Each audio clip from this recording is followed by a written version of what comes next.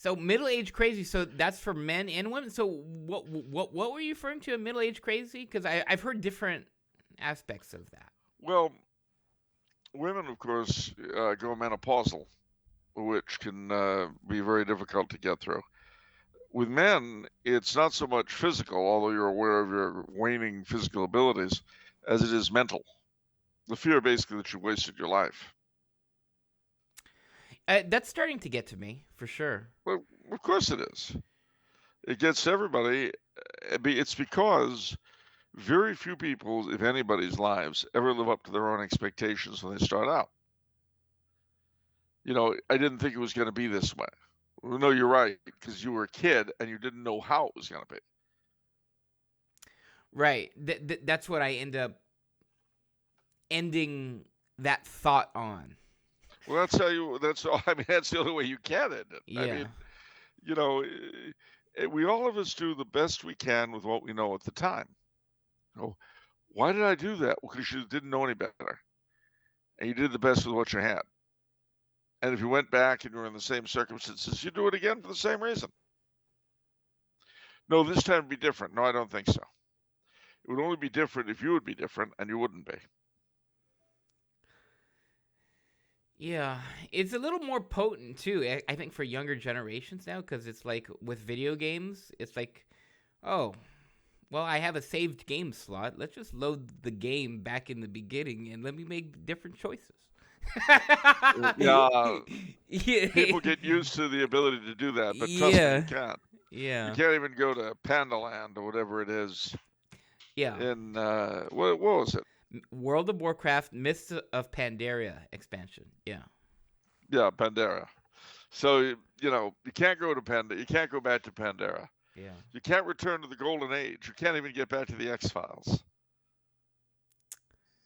All you yeah, can do is binge watch them again. yeah. You know, I mean, So do you have that now? I mean, do you get past that? Like, what happens? Like what do you? well, Yeah. well, by the time you get to be my age, I'm 63. I'll be 64 this year, and I can feel the cold breath on the back of my neck. I know I've got a lot more yesterdays than I do tomorrows. So what does that mean? Well, what it means is, and it's a lot of my friends are dead, and they keep dropping off. So what does that mean? It means my own mortality. I'm not so much worried about what I didn't or did do. I'm more worried about A, will I save my soul? And B, what am I leaving behind? Both in terms of the memories with people I actually know, because I would like to be remembered as I remember the mentors I had in respect who are all dead. I would like to be remembered the way I remember those gentlemen.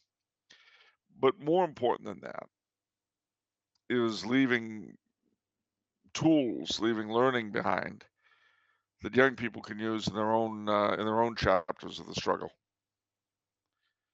And of course, one of the things that I'm very much aware of now is that there are very few young people I know now with whom I have any contact, whom I will see go into their prime. I mean, a few people accomplish something tremendous early on, which is usually unfortunate because very often if you bloom early, you fade early. But not always, not always. Um, but with the exception of people who bloom early, most of the people that I'm trying to help, including my dear friends in the audience here, you, I won't be around when you really enter your best years, uh, which it doesn't make me unhappy per se because it's part of life. I mean, most of my mentors weren't around to see me really hit my stride. It's the nature of things. I mean, it's kind of like, and you must have had this feeling sometimes. I know I did. You'd like to have known your father and or your mother when they were kids, when they were your age. but you can't. You see, that's the tyranny of time. And the other thing that it really hit me, if you're an older person, you can know younger people very well. You can read them like books because you've got experience. You've been around, you've seen how people are. So you meet a young person who doesn't have much experience. It's just, you can read them like a Reader's Digest condensed book. But what you can't know is the world that they're actually living in right now, because you don't live in that world and you can't. Now, contrariwise, they can, if they study up on it, they can actually know the world you came from better than you can. If they study it historically, they can get to know your era better than you knew it, although you can sometimes give them firsthand accounts. But they can't know you because there's too much in you they've never experienced.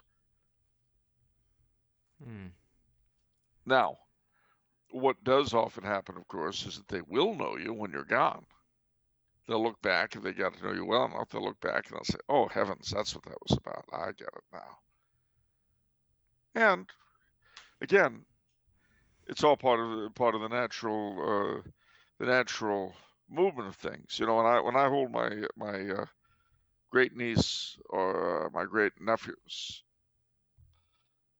I'm reminded of my own great uncles. You know, and they were all World War One vets. To me, that era doesn't seem so long ago, but it does. I'll bet my bottom dollar to most of the kids who are watching this because it's over 100 years ago. But the older people I grew up among could tell me stories about the Great War, just like my dad grew up hearing stories about the Civil War,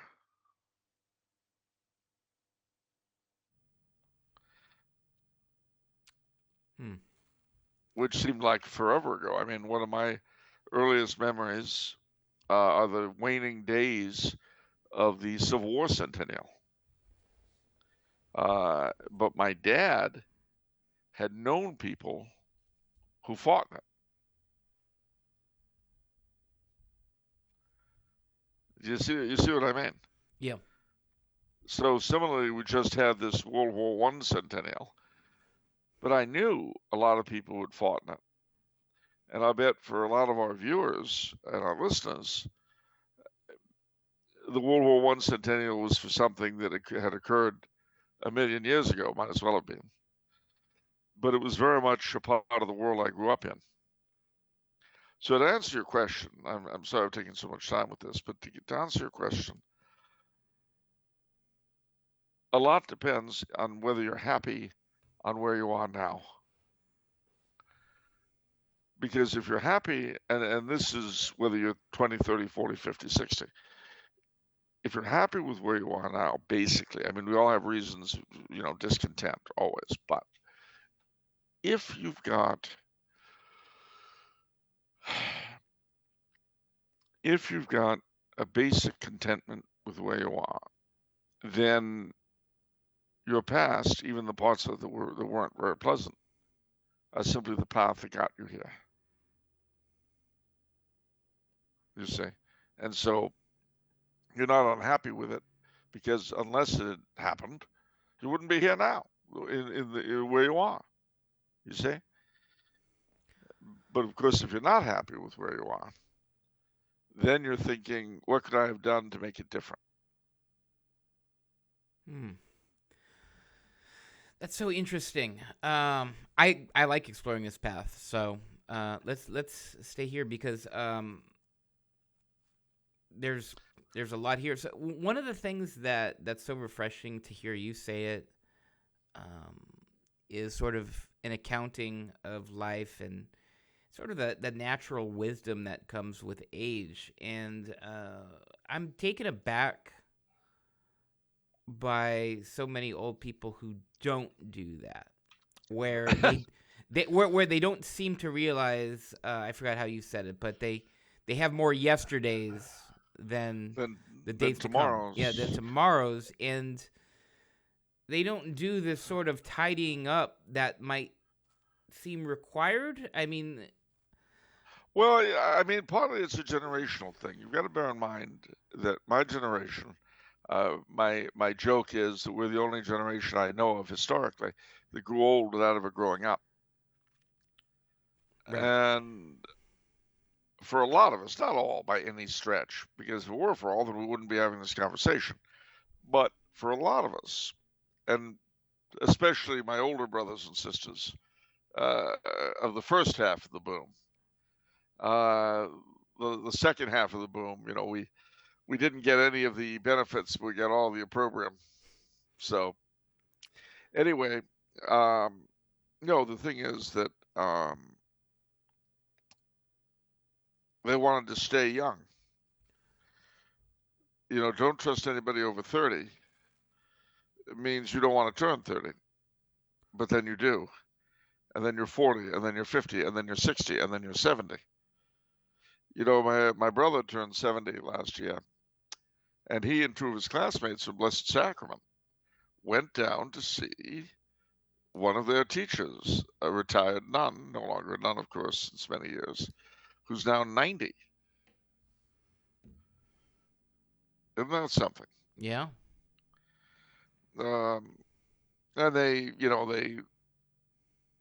didn't talk about the unpleasantries with the IHMs. They just talked about the good times, which is fine. I'm sure she's a sweet old lady and all that. But, it is a weird thing for me to reflect on her being 90 and them being 70.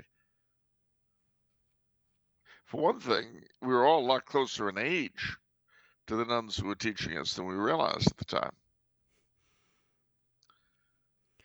That's true. I guess there's sort of a leveling out as you get older. Whereas, you're a baby when she's 20, or he was a baby when she's 20, and now. And so she was 32 when she was teaching him. Yeah. So she wasn't that. These ladies weren't all that old then. They are now. Most of them are still with us. And basically, it's like the question I think I was asked last week about glamour. And you may remember I said, well, glamour is an adult thing. And my generation and those who have followed have done everything we can to escape adulthood, to avoid it. Well, there's nothing more adult than realizing and accepting the time of life that you're in. And the problem with that, in with it under everything else, especially the fact that you're not going to be around that much longer, is that you can't enjoy it. Because there are certain particular pleasures that come with this stage. And if you don't accept that stage, then you can't enjoy them. I mean, and there are things that, some of them are things that are just impossible to describe. As I say, when you're holding the next generation in your arms, it's hard to explain what that's like, the feeling of continuity, the joy that brings. Seeing young people discover things for the first time. Seeing them, when they get something, whether it be book learning or nature or life or whatever, and you see them light up like Christmas trees when they get it. It's wonderful.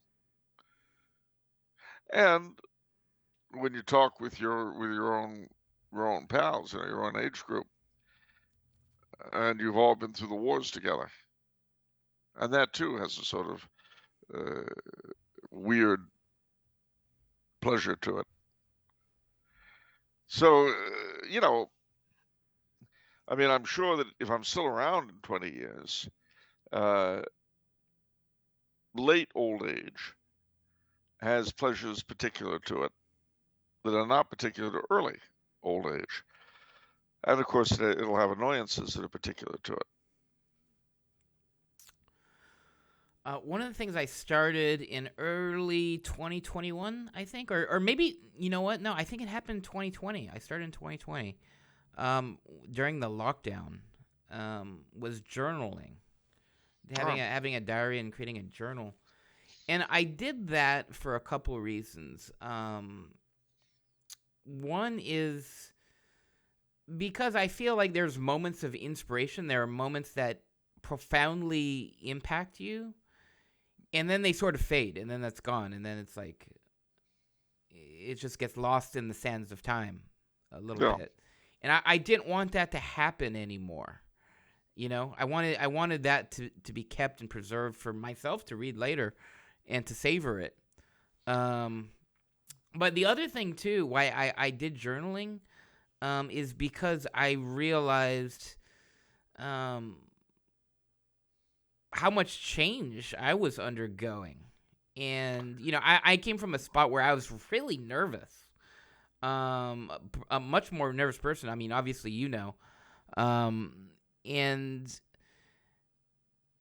you're kind of in the perpetual now where it's like, this is how things are and this is how things always have been or something like that. You kind of, we were kind of talking that before, like, why can't I just go back in time and do this? Well, because you weren't Yeah. like that at all, buddy. Um, Yeah. so, um, it's cool to document change because now I'm looking back at it like 4 years ago, and it's like, wow, it's like taking a time machine. Like, oh wow, I was really preoccupied with this, but No. and so it's cool to look at like from a bird's eye view and see like, wow, you were really wrapped up in that. Maybe you shouldn't have been, Yeah. you know.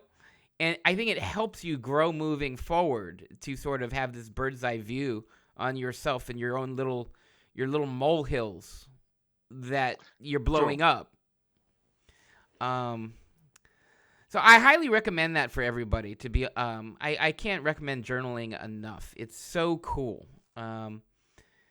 And the last thing, I'm sorry. The last thing is it gets to document that you're capable of change too. Maybe you're stuck in a spot. You know. As long as it's your happy place. So, what were you gonna say, Charles? I'm sorry for. No, no, that's all right. No, I mean, look, life is a funny proposition after all, in the immortal words of Eddie Cantor.